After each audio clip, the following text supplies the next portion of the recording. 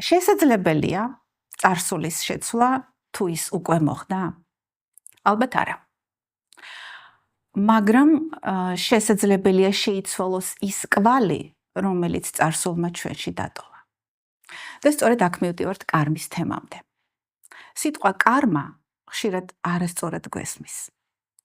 თითქოს ეს ერთგვარი სასჯელია. რაღაც ცუდი გავაკეთე და ახლა ცუდი აუცილებლად უნდა დამემართოს.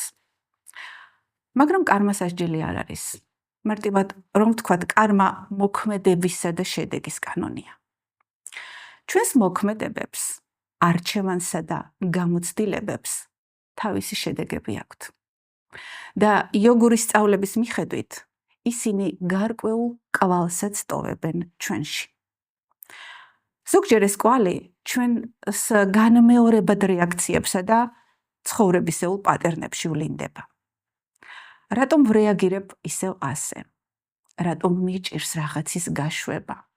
რატომ ვუბრუნდები ისევ იმავე შინაგან მდგომარეობას? და სწორედ აქ ვეხებით ატმაკრია იოგის ერთ-ერთ ყველაზე ღრმა ასპექტს. მისი სწავლების მიხედვით, რია ენერგია ხელს უწყობს დაგროვილი კარმის დაწვას. მაგრამ რას ნიშნავს კარმის დაწვა?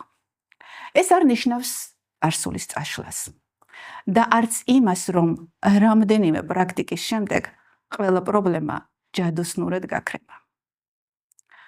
ეს არის შინაგანი განწმენდისა და ტრანსფორმაციის პროცესი. წარმოიდგინეთ სარკე, რომელსაც წლების განმავლობაში მტვერი ედებოდა. სარკე ისევ იქ არის. უბრალოდ დაგროვილი მტვერი აღარ გვაძლევს საშუალებას მასში საკუთარი ანრეკლი კაფიოდ დავინახოთ. იოგური გაგებით რაღაც მსგავსი ხდება ჩვენშიც. ატმა, ჩვენი ჭეშმარიტი მე, ყოველთვის ჩვენშია. მაგრამ კარმა, მიჯაჭვულებები და გონების განმეორებადი პატერნები შეიძლება ფარავდეს მის გაცნობიერებას. ამიტომ სულიერი პრაქტიკის მიზანი ახალი მეს შექმნა არ არის.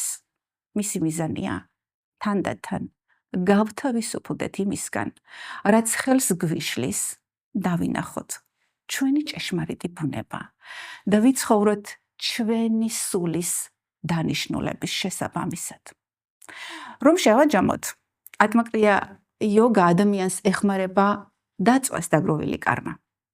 გაათავისუფლოს იმ შინაგანი ბარიერებისგან, რომლებიც მის ჭეშმარიტ ბუნებას ფარავს და უფრო ნათლად შეიცნოს, თუ ვინ არის სინამდვილეში და რა არის მისი სულის დანიშნულება.